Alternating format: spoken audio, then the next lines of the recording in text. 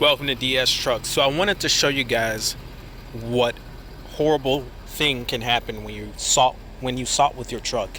Guys, I'm finally getting around to doing this, and look how much salt is in this truck, guys.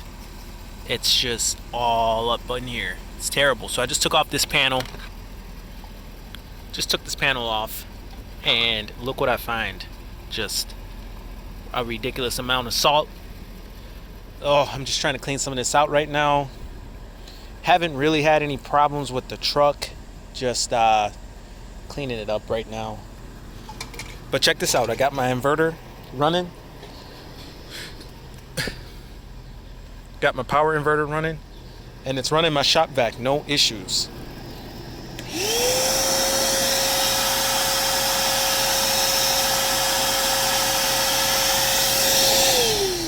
So yeah, I'm gonna keep working on this. I got some water, little bucket. I'm gonna vacuum this out.